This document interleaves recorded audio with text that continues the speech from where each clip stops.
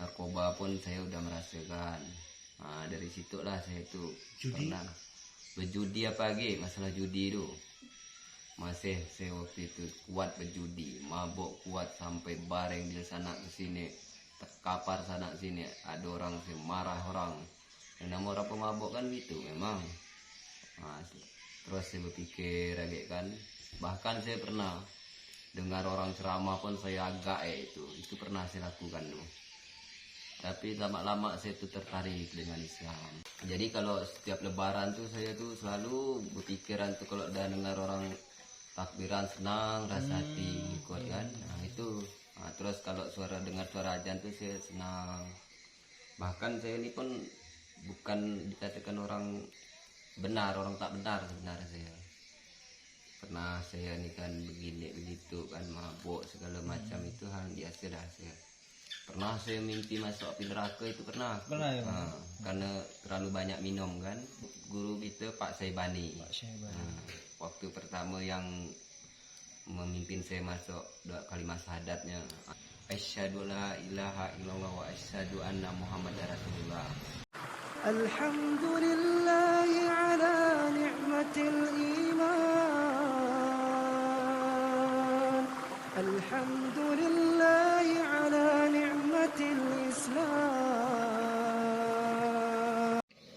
Assalamualaikum warahmatullahi wabarakatuh. Perkenalkan, nama saya Pino.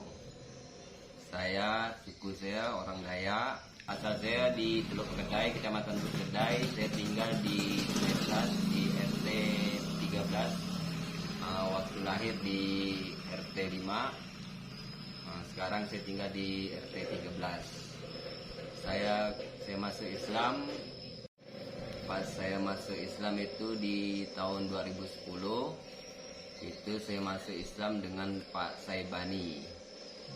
Terus saya didamping oleh saudara saya Muslimin Pajar. Saya asal saya memang dari suku Dayak kan, karena saya mau masuk Islam itu atas kemauan saya sendiri. Waktu kecil pun saya udah pernah sekolah di Sanawiyah. Pernah dilarang orang tua, tapi kekuatan saya lebih kuat ke sekolah itu. Tertariknya karena kemungkinan dari hati. Karena tidak ada yang berbeda-bedakan agama, tapi yang jelas agama adalah pilihan saya. Kalau suku tetap saya pertahankan, suku saya tetap orang Dayak. Karena suku dari daging darah saya tetap Dayak, tapi agama adalah pilihan saya. Sampai kapanpun. Nah, pandangan keluarga itu bagaimana Bang saat Abang masuk Islam gitu?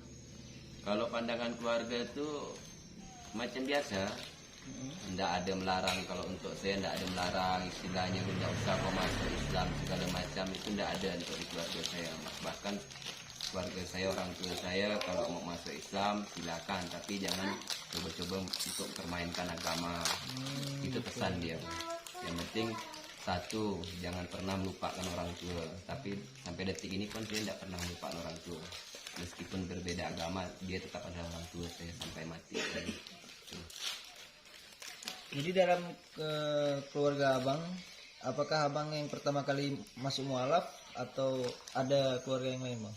Kalau untuk masuk Islam yang pertama kalinya itu abang saya Muslimin Pajar. Terus kakak saya, terus ada adik abang saya, terus adik saya. Udah ada berapa persen yang udah banyak masuk Islam. Ada beberapa persen lagi masih agama Kristen. Kalau mereka tertarik, silakan. Itu pilihan masing-masing.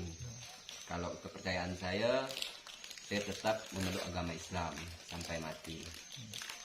Nah Bang, biasanya itu kan dalam sebuah agama itu kan ada identitas seperti nama Bang ya. Misalkan Islam itu identitasnya seperti ini. Di agama lain juga berbeda biasanya itu Bang. Jadi di agama sebelumnya nama Abang itu siapa Bang? Kalau nama itu saya tidak pernah merubah. Sebenarnya nama saya itu kepanjangan Rustino kan.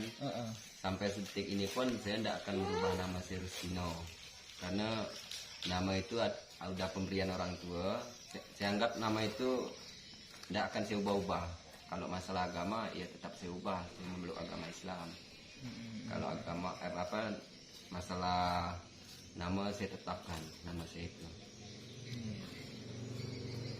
Nah, sebelum mualaf itu Bang, aktivitas Abang ini apa aja?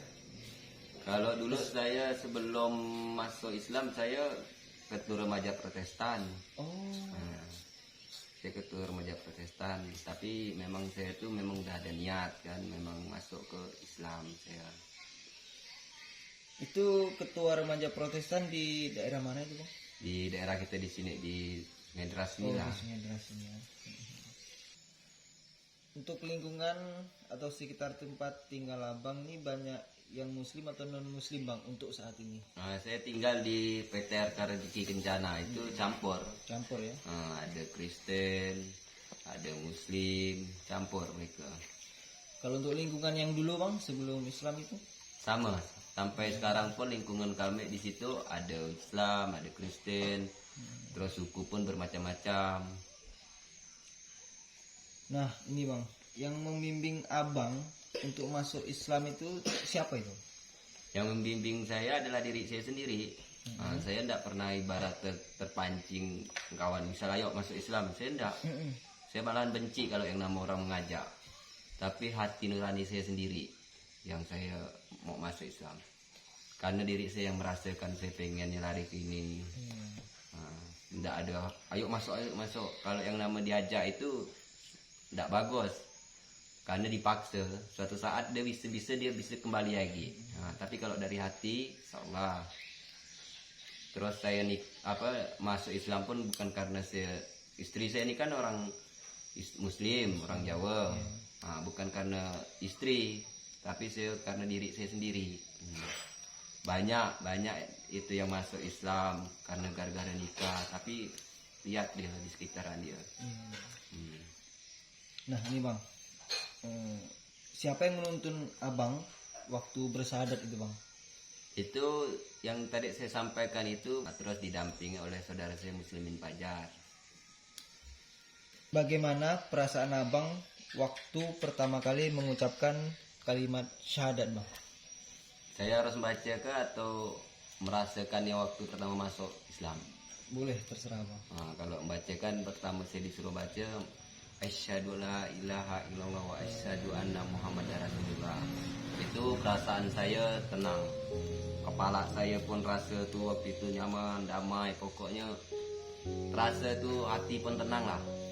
Tadi yang kita pikir utang segala macam, hancur segala macam ini, tak ada pikiran untuk saat itu. Damai rasa hati.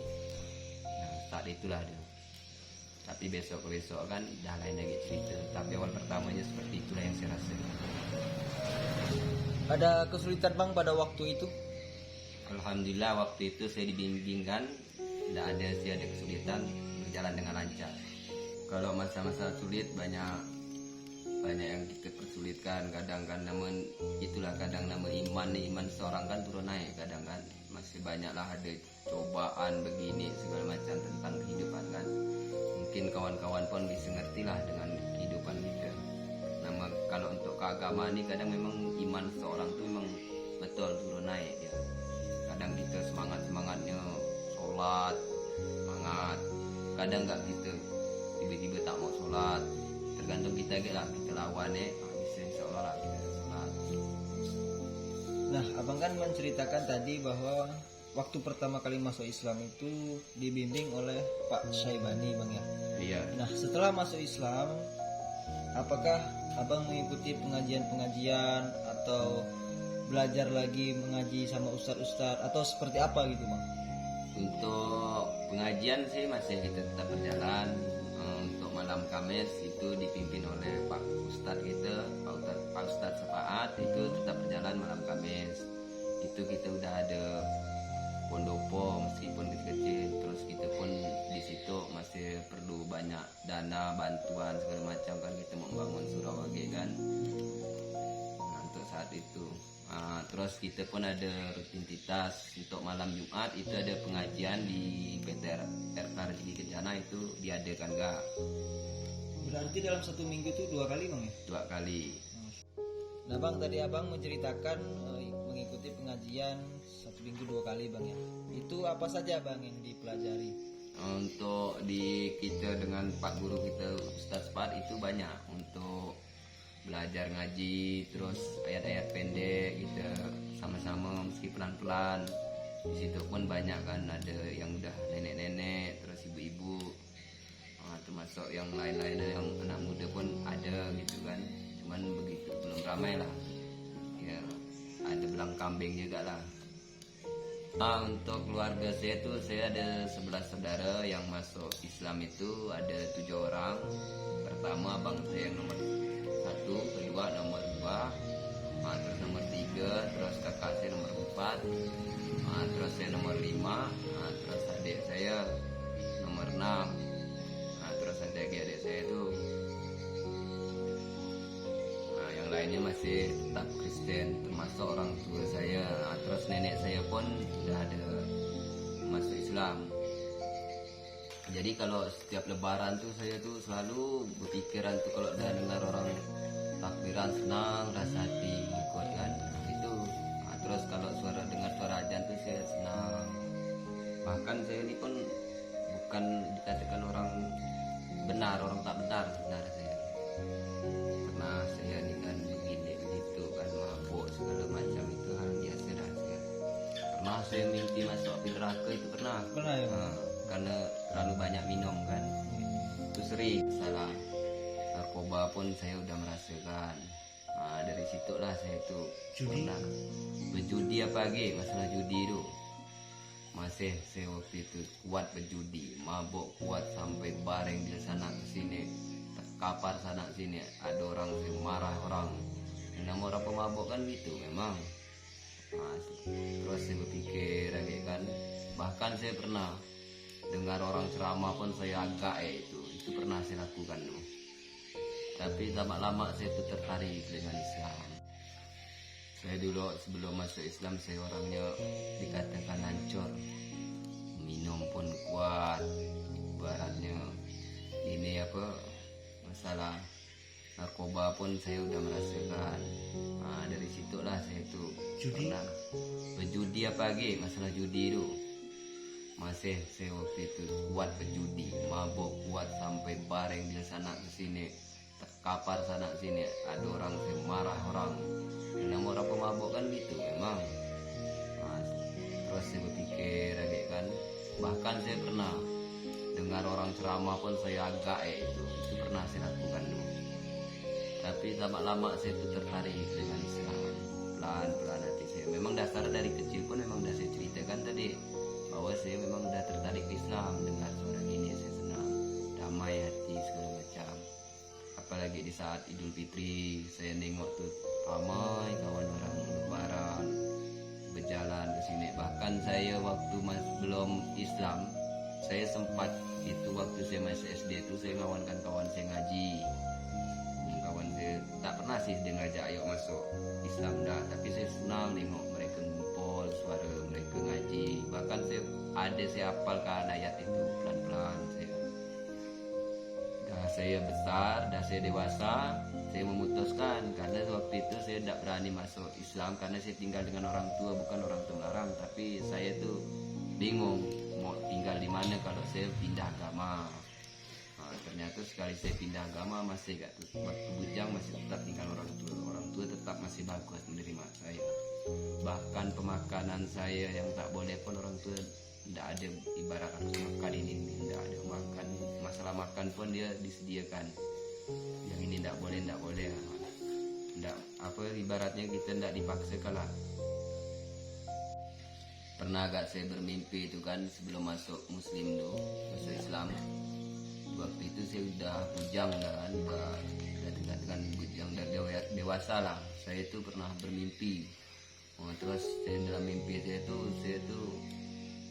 di dalam masjid, tapi masjid itu tidak besar untuk buat 3 orang. Ini kisah nyata saya kan. Di sebelah saya pandang di sini kan tidak bisa mandang, sebelah sini serban putih, sebelah sini. Waktu itu saya memang masih Kristen. Terus dia bilang ini, Anda udah Islam? Saya bilang belum, saya masih Kristen. Terus tapi di depan saya ini Al-Quran tuliskan emas tuh. sering dia bilang terus gitu. Saya bilang sampai saya bangun saya bilang saya masih Kristen. Nah, tidak lama itu berjalannya mimpi saya tuh saya mulai berpikir terus saya nengok kawan saya di waktu itu saya sering di Pontianak kan, sering paling lama kerja di Taman Bunga itu. Pas saya nengok kawan saya sholat, saya masih Kristen, damai rasa hati. Tapi itu udah mulai saya itu udah ke Kristen pun udah ada jarang-jarang sholat, udah jarang-jarang ke gereja. Saya waktu itu apa ibaratnya kerja minum mabuk segala macam lah di rumah petang kan, ya nama itu kan nama anak jalanan lah dikatakan, tinggalnya di Taman Bunga kan. Nah, di situ saya lihat teman sering sholat segala macam, damai rasa hati. Mulailah saya tertarik. Setiap kemana-mana merantau apapun, mulai hati itu udah ada sebenarnya untuk ke Islam, tapi masih belum saya kuatkan. Pas tiba-tiba waktu itu saya bertanya sama abang saya mau masuk Islam. Terus saya pun masuk Islam pun tidak sembarangan. Saya izin dengan orang tua saya, Pak, saya mau masuk Islam. Awal pertama orang tua saya diam aja kan, karena dia ibarat ya berpikir lah apa nak saya mau masuk Islam. Nah, terus dia bilang kalau mau masuk Islam boleh, yang penting benar-benar jangan menganggap agama itu udah pindah agama tapi masih tidak dilakukan, bermain-main ya dengan agama orang itu tidak boleh, kata dia. Kalau mau benar-benar, kata dia. Nah, itu tugas saya pun sebenarnya banyak, ibaratnya itu bila perlu saudara saya harus masuk Islam itu. Tapi saya tidak memaksakan, tapi memang itulah tugas saya. Kalau masalah bertanya masalah tato, saya ada tato sedikit, hanya gambar naji. Itu pun saya membuatnya dibuat teman saat mabuk. Tapi ibaratnya kita kalau masalah tato kita tidak permasalahkan. Yang penting yang jelas tuh meski dia bertato segala macam, yang penting akhlak dia, terus masalah keagamaan dia, terus sholat dia. Kalau dia tidak bertato pun, tapi kalau tidak sholat susah kan. Jadi kalau bagi saya yang bertato tidak masalah, kalau bertato yang penting sholatnya. Itu yang terpenting bagi pribadi saya kan, untuk kawan-kawan lah. Jadi jangan misalnya gitu udah masuk Islam, masalah tato dipermasalahkan orang, itu bisa gitu buang pelan-pelan. Kalau tato itu sebenarnya tidak masalah, karena itu kan yang nama masa lalu kan. Masa lalu itu harus ibaratnya kita tidak bisa ngubahnya, tapi diri kita pun bisa ngubahnya diri kita sendiri. Cuman dengan jalan satu pelan-pelan kan. Biarlah dipandang orang kita ini penuh tato segala macam, yang penting hati kita bagus. Ibarat ini biar penampilan hancur, hati taman bunga. Nah itu. Nah bang, ada tidak orang-orang di sekeliling abang meminta bantuan abang karena mereka bingung mungkin untuk masuk Islam, jadi mereka minta bantuan masuk Islam, itu ada tidak bang? Nah, itu pernah saya itu kan, itu kebetulan itu sama dengan saya satu suku. Terus dia yang ceritanya pun dia menceritakan seperti gini, dia tuh masih Kristen, terus dia pun sarjana dia. Terus dia di satu sisi dia pun masih kuatnya masalah dia tuh dikatakan pendeta dia. Terus tapi dia mempelajari agama Islam pelan-pelan. Terus dia bilang saya pengen masuk Islam, boleh, saya bilang ikut ya pengajian mualaf dengan Pak Sepaat. Waktu itu waktu itu belum ada pondopo kita, masih kita numpang di surau di Pematang Jambu tuh, Pematang Jambu Laut. Terus saya bawa 2 kali, terus besoknya dia mau minta masuk Islam. Terus ada orang Lombok di situ di depan kantor RK, dia masuk Islam ke situ. Selepas dia masuk Islam, saya tidak tahu keberadaan dia kemana. Cuman saya berpesan kalau kita dah masuk Islam jangan coba-coba kita kembali lagi. Kalau mau masuk Islam benar-benar sedikit, kalau tidak mau tidak usah sekali, karena kita jangan coba-coba. Masalahnya ini agama, saya bilang. Jangan ada pemaksaan segala macam, saya bilang. Ikut kata hati kita. Seperti saya gini, kalau mau masuk Islam kan saya sampaikan itu, saya tidak dengarkan omongan lain, saya ngikut kata hati saya. Terus perasaan saya macam mana enaknya di situ, saya ikut kata hati saya. Saya awal pertamanya kerjanya itu kerja serabutan. karena sekolah saya pun minim. Saya sekarang kerja di perusahaan PT Rezeki Kencana, itu di perkebunan kelapa sawit. Sampailah detik ini saya masih bekerja di situ. Kalau untuk minum segala macam, alhamdulillah sampai detik ini saya tidak minum kecuali minum air putih. Kalau untuk yang alkohol, arak segala macam saya tidak minum. Meskipun kawan misalnya beda agama lah, dia minum silahkan. Terus kawan-kawan pun tidak pernah ayo minum gini, tidak. Dia minum silahkan minum. Yang penting kita berkawan itu harus berkawan gitu. Mau dia peminum, mau apa segala macam, yang penting kita jangan pengaruh. Untuk saat ini pun saya memang tidak mau minum. Kalau bisa sih selamanya lah saya masih menjaga keimanan saya seperti itu. Ada tidak bang yang mengolok-olok atau mengejek karena abang masuk Islam? Kalau untuk saat ini sih, sampai yang waktu pertama saya masuk Islam itu tidak ada kawan-kawan mengejek segala macam. Bahkan mereka tetap menjaga persahabatan, terus perdamaian kita kan antara keagamaan itu. Kalau untuk di daerah kita sini masih tetap saling menghargai mereka.